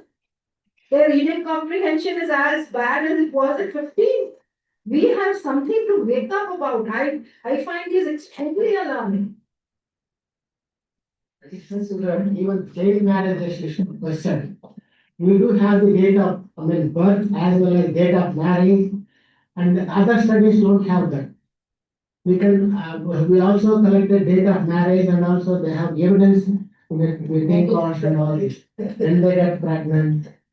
So this is the advantage of our study.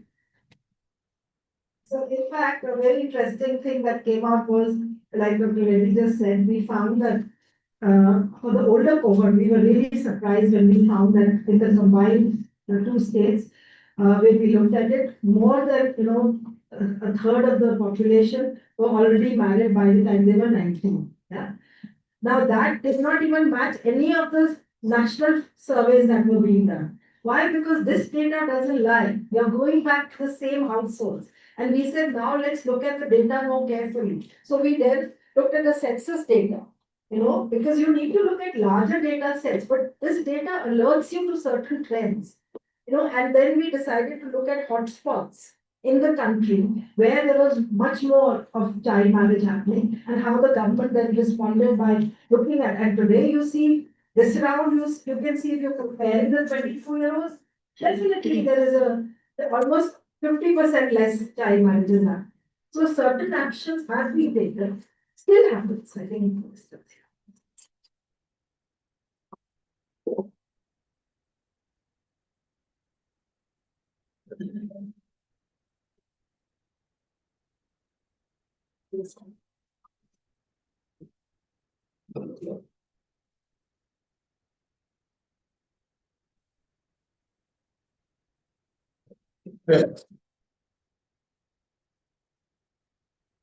I would like to welcome Dr. Anasuya Seethakka Guru.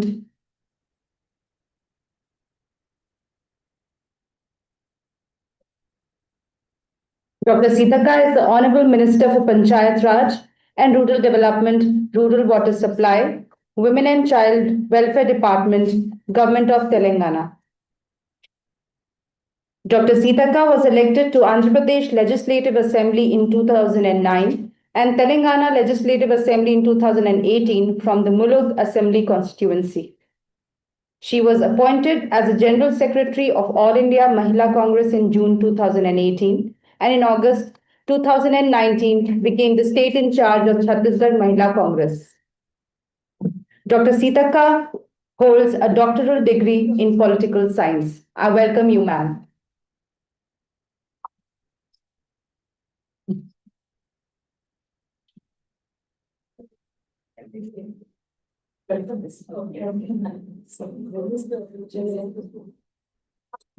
Should we release the fact sheet? Yeah. We will now be releasing the round 7 longitudinal study state fact sheets. So.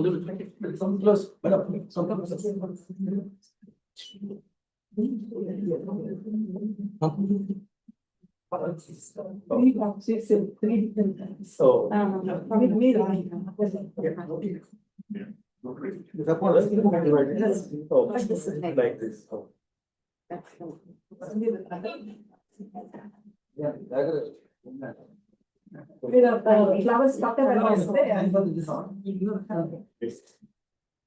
Flowers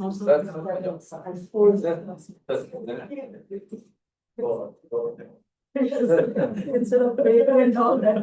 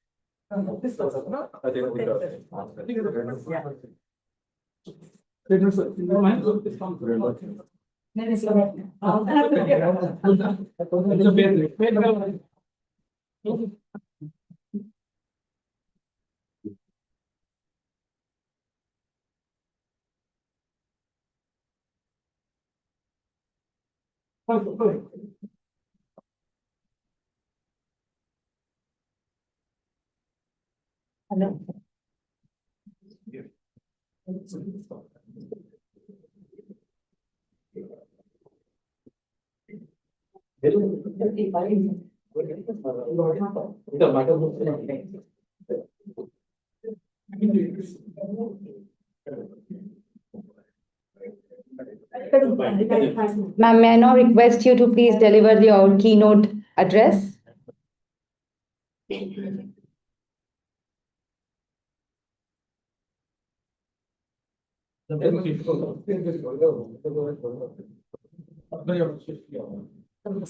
ఈరోజు చాలా సంతోషం ఈ యొక్క కార్యక్రమానికి నన్ను చాలా రోజుల ముందే మా రేవతి మేడం గారు అండ్ వాళ్ళ టీం ఇన్వైట్ చేయడం జరిగింది.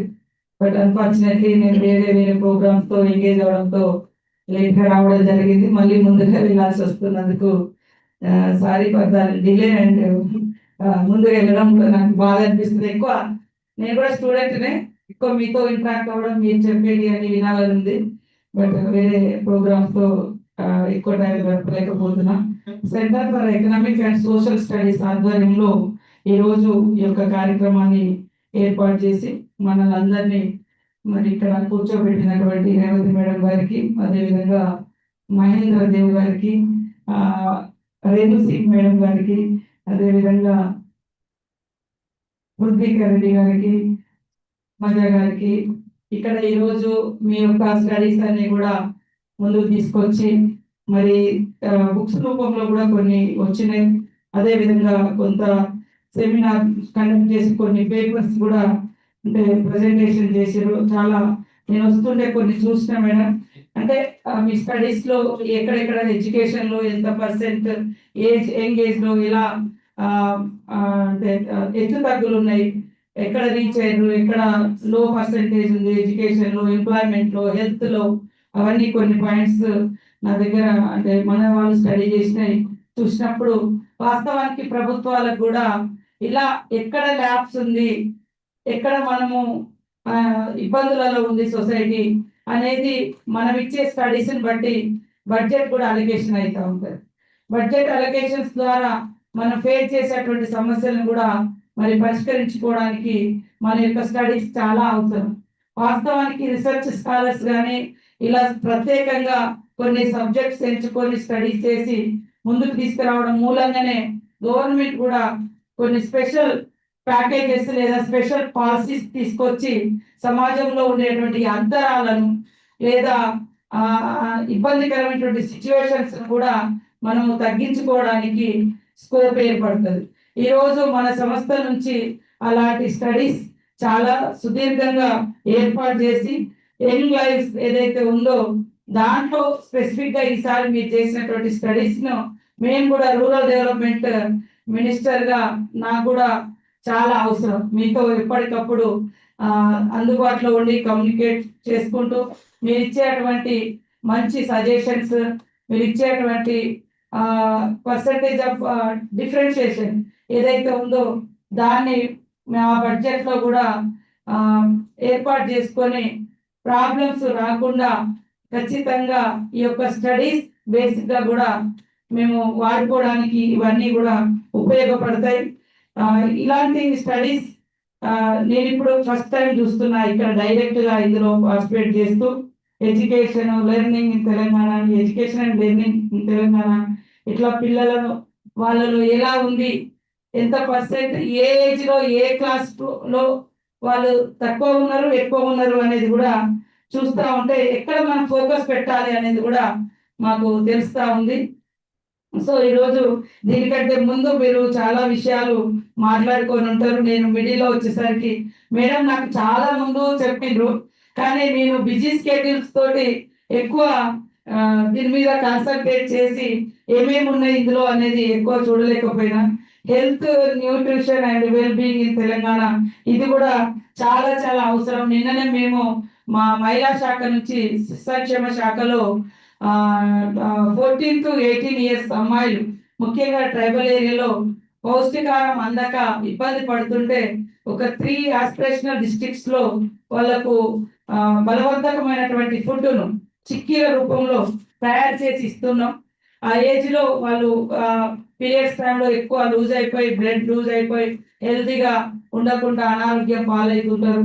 ముఖ్యంగా ట్రైబల్ ఏరియాలో న్యూట్రిషన్ అనేది చాలా బిగ్గెస్ట్ టాస్క్, పెద్ద ప్రాబ్లం. చాలా ఇప్పటి వరకు కూడా మన దగ్గర ఇంకా పౌష్టికాహారం లేక బక్క చిక్కినటువంటి శరీరాలతోటి సరైనటువంటి హెల్త్ వాళ్ళు పొందలేకపోతున్నారు.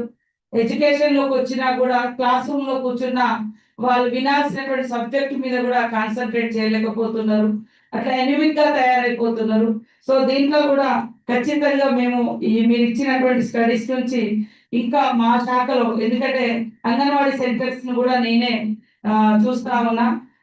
Tribal area as a tribal daughter గా కూడా నాకు ఈ ప్రాబ్లం చిన్నప్పటి నుంచి మేము అక్కడే పుట్టి అక్కడే పెరిగి అక్కడే పనిచేసే అవకాశం వచ్చింది కాబట్టి అట్లా కూడా మీ స్టడీస్ ను మేము ఖచ్చితంగా ఉపయోగించుకొని ఇంకా కాన్సన్ట్రేట్ చేసి తప్పకుండా బాగా అందుబాటులోకి ఈ యొక్క గవర్నమెంట్ స్కీమ్స్, పబ్లిక్ ఏది అవసరం ఉంది, ఎక్కడ మనం తగ్గి ఉన్నాము, ఎక్కడ బెటర్ గా ఉన్నాము, ఇంకా తగ్గి ఉన్న కాడ ఎట్లా బెటర్ గా మనం క్రియేట్ చేయాలి, ఇంకా పుషప్ చేయాలి అనే దాన్ని కూడా మేము తీసుకుంటాం.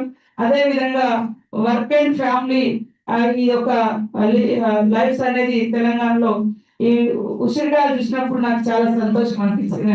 ఇప్పపు అనుకున్నాను నేను. ఉసిరికాయ చాలా మేము ఎక్కువ అడవిలోకి అట్లా వెళ్ళగానే మా ఊర్లలోకి వెళ్ళగానే మా ఊళ్ళందరూ ఇవి మాకు తినిపిస్తూ ఉంటారు. సో దీంట్లో మనం అందరం అనుకుంటారు ఇది అనాగరికమైన ఫుడ్, ఇదే అడవిలో తింటారు అనేది ఒక సొసైటీ. మేము గొప్పలం అని చెప్పుకునే వాళ్ళు మమ్మల్ని తగ్గించి చూస్తూ ఉంటారు అప్పుడప్పుడు. కానీ దీని మూలంగా ఎంత బాడీలో ఏ రకమైనటువంటి విటామిన్స్ ఇస్తుందో అడవిలో దొరికే ఇప్పపు కానీ ఉసిరికాయ కానీ, అదే విధంగా రకరకాల తునికి పండ్లు, పాల పండ్లు, ఇవన్నీ కూడా మా చిన్నతనం నుంచి మేము తింటూ పెరిగినాం. సో దీంట్లో ఉసిరికాయ అనేది మనం ఈ రోజులలో ఎక్కడ పడితే అక్కడ పెంచుతున్నారు. బట్ న్యాచురల్ గా ఉండే ఫుడ్ కాదు, అది హైబ్రిడ్. మనం అనుకుంటాం నాటుకోడికి ఊరు కోడికి ఎంత తేడా ఉంటుంది, బాయిలర్ కోడికి. సో అడవిలో దొరికేది అన్ని కూడా అమృతాలే.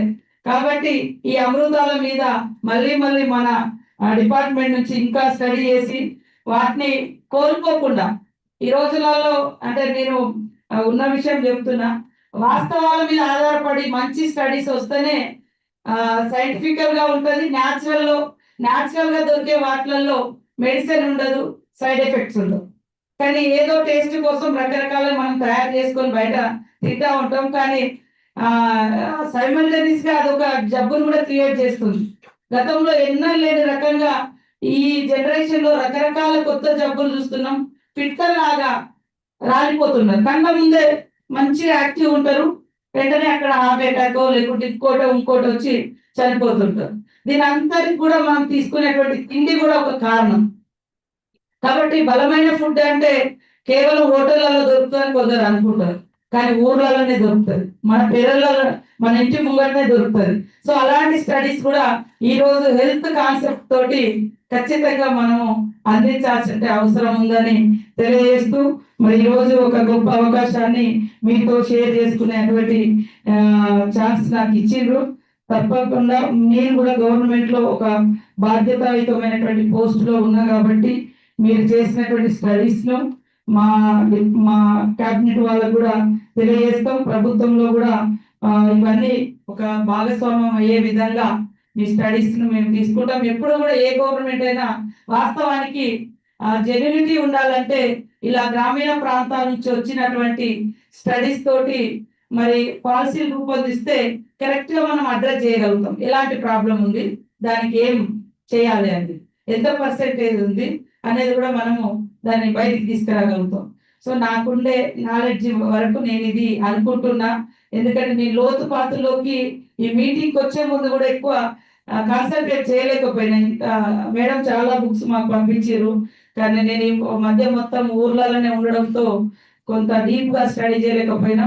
అయినప్పటికీ మీరు చేసేటువంటి మంచి కార్యక్రమాలను, ప్రోగ్రామ్స్ ను తప్పకుండా సపోర్ట్ చేస్తాం. నేను కూడా ఒక మారుమూల ప్రాంత ట్రైబల్ బిడ్డగా ఎప్పుడు కూడా ఇలాంటి స్టడీస్ తో కలిసి పనిచేస్తా అని నేను మీకు అందరికి హామీ ఇస్తూ అందరి దగ్గర సెలవు తీసుకుంటాం.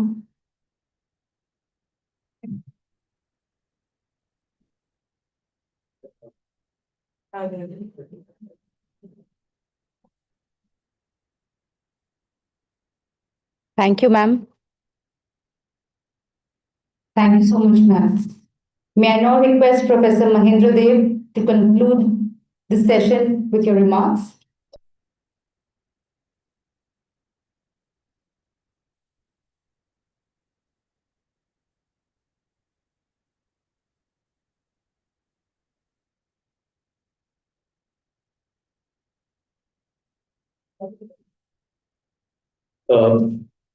Honorable Minister Dr. Anasuya Seethakka garu and all the dignitaries, and I'm happy the Minister has come and released the fact sheets, and some of the things, the presentations they made on these three topics: education, health, nutrition, and also on the work and family. Education, this one is the presentations were made. There is a lot of improvements in the enrollment, other things which Dr. Revati presented in both younger cohort as well as the older cohort. But of course, there are some of the things, the quality of education and learnings. Learning is very important because just attending the classroom or schools or university, learning, determines the, later your employment skills and all those things. And that is the one, because we have dichotomy in Indian education and also in states, also Telangana. Because we have like IITs and IIMs, very good high level, but some of the things, the quality is not that good. So the dichotomy has to be reduced. That applies to same schools. Some schools are very good, and some schools the quality is not good. So how do you, basically the study shows that early life inequalities that matter a lot. Then how do you reduce these inequalities is very important for improving the quality of education. And also on health and nutrition, there also a double burden of malnutrition. And to one side, we have undernutrition children. Some of the challenges are four, five. One is that these still undernutrition children are high in India and also some of the states. The malnutrition may be lower in Telangana compared to all India average, but still it is high. And at the same time, obesity is increasing, particularly in urban areas. So that is one challenge. And as mentioned, we have this anemia among the women is 57% or so at the all India level, and also in Telangana level also slightly higher. And also nutritious, healthy food.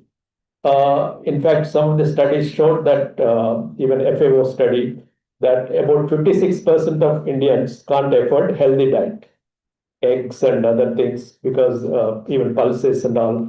So how do you give this healthy diet to these people is very important, because without this healthy diet, the malnutrition and even obesity also is because of the unhealthy diets. So one has to work with there is a systems called food systems approach world over. Now they're talking.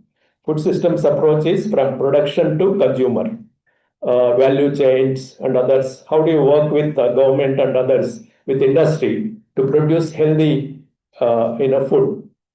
Because now we get in packets and our chips and other things are very unhealthy. So how do you have these healthy things? You have to work with industry, government, and other things. On health, of course, the NCDs are increasing, the non-communicable diseases, the diabetic and this blood pressure and mental health problems also. And mental health, we should not call it a disease. It is another problem. So people should come out openly and talk about this depression and mental health. So these are important things for things. So universal health access is important, because insurance is good, but we need to have universal health access. And lastly, on work and family lives, because ultimately, we have been talking about growth and other things, but it's the employment that matters, because we are talking about 2047 goals and all.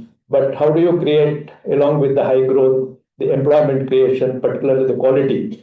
Because the presentation showed that even in Telangana, the quality of employment is not very good for youth people.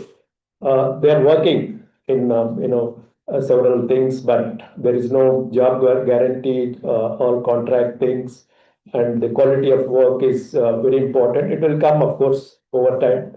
And also the digitalization, it will help, and also there are challenges. Digitalization, because AI and other things can reduce employment in some areas and increase employment in other areas. So technology impact, one has to look at that. And lastly, on the new thing of climate change. because Dr. Renu Singh mentioned that they're going to study this climate change, because the shocks on the climate change, it is iniquitous, and the rich and all can get away, but the poor, the children and women, they get affected much more. So, what is the impact of this climate change shocks? Study is very important. I hope this Young Life study will take it up. And it's a rich database, because you don't get anywhere this kind of database. Tracking the 1-year-old children over 23 years. I think this is a remarkable achievement. So once again, I congratulate the team for this excellent work. Thank you very much.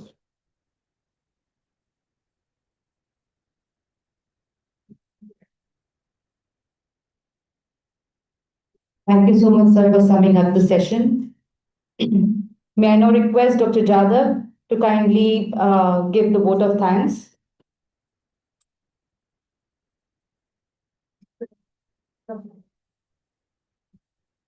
Yeah.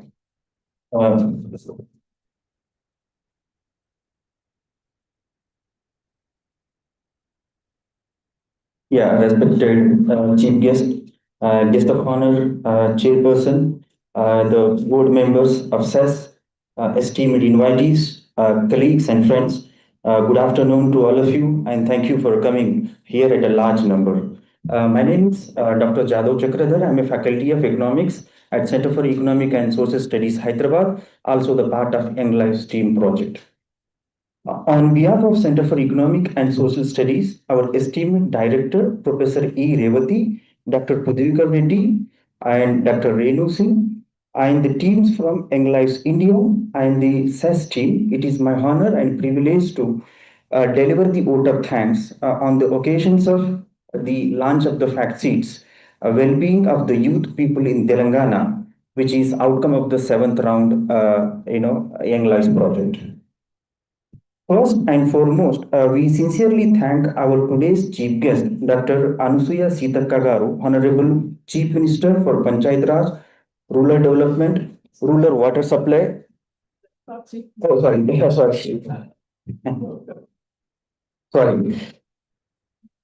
Women and Child Welfare, Government of Telangana, for joining us today event and sharing her valuable insight. Madam, we are truly grateful that you took your time out of your busy schedule to be with us. We also would like to thank for your keen interest in the findings and Young Lives project. Thank you so much. A special word of thanks to our esteemed guest, Dr. Padmaja Garu from the NHM Telangana, for joining us today's event and enriching the discussion with her valuable experience from the field of public health and the child welfare. We are deeply indebted to Professor S. Mahendra Dev Garu, editor, Economic and Political Weekly, distinguished professor, ICFI School of Social Sciences, Hyderabad, as the chair for today's session. And thank you for your strong support, knowledge, and guidance have been a great help to all of us. And this project has started when the sir was the director during 2001. And thank you for sharing sharing your knowledge how the project had started. Our sincere thanks to Dr. Renu Singh for setting the tone with the project overview, Dr. Pudvikar Reddy, Professor E. Revati for the presentations of the finding. So these fact sheets are not just the documents, they are voice of the youth, realities, stories, and empirical evidence that will shape the better future for the youth of Telangana. Our gratitude also goes to all the invitees from the NGOs, various departments of the Telangana, and thank you all for joining here. We are also thankful to the hardworking team at CESS, Young Lives India, particularly Sultana Khan from the Young Lives India, Mohan Rao Garu, Administrative Officer at CESS, Srinivasa Prasad Garu from the Finance Officer at CESS, and their dedication for making this event more successful. We also appreciate Sri Ramaraju Garu for processing the data for the generating the Young Lives fact sheet. We also appreciate the Narendra Reddy for managing the publication of the fact sheets. Last but not least, we thank the media and the press for covering this event to helping us to reach out the larger audience. Thank you all for joining us today. We hope this document will spark further dialogues, further collaborations. Let us continue to work together towards the improving well-being of young people in Telangana. With that, I conclude this vote of thanks. I also would like to say sorry to Mr. Garu for a wrong word there. And please join us for the lunch. Thank you, one and all. Have a wonderful afternoon.